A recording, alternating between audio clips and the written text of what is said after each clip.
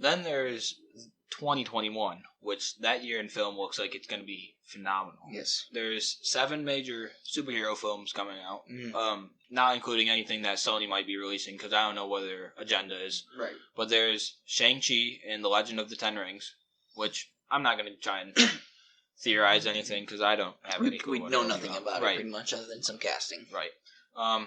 Doctor Strange and the Multiverse of Madness. Based off of just the title, I mean, it sounds intriguing. There's also The Batman, which I'm very excited for that. Yes.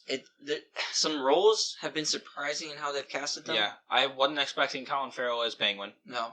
And I definitely wasn't expecting Paul Dano as the Riddler, but I'm very glad that he's in that role, because I'm sure he can do justice. And Zoe Kravitz playing Catwoman, which I don't know how I feel about that yet. I haven't really seen any Zoe Kravitz films that have stood out to me. But Robert Pattinson as Batman, it seems like that could be very interesting. Having watched his range in some movies like The Lighthouse, I'm excited to see what he does. And he seems like he doesn't really care as much about how the audience will feel about his role as the Batman, so I feel like that is one of his biggest strengths. And Matt Reeves is directing. Yeah, and Matt Reeves has made some amazing movies. I'm excited to see what Matt Reeves does with the Batman. Yes. I heard it's also supposed to be a trilogy, and considering the Planet of the Apes trilogy was one of the most well-guided ones I've seen in a while. Yes, it was probably up there with some of the best trilogies of all time. Indeed. Also in 2021 is The Suicide Squad, directed by James Gunn. Yes.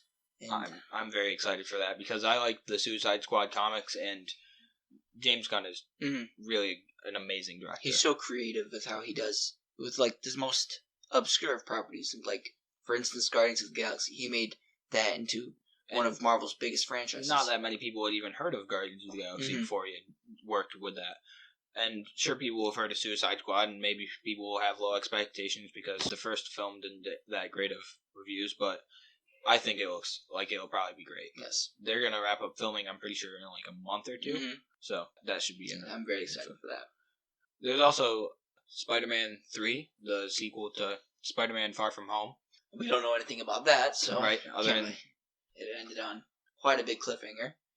We're not going to spoil anything because it did come out very recently. Yes. But it'll be interesting to see what they do with it. Yes.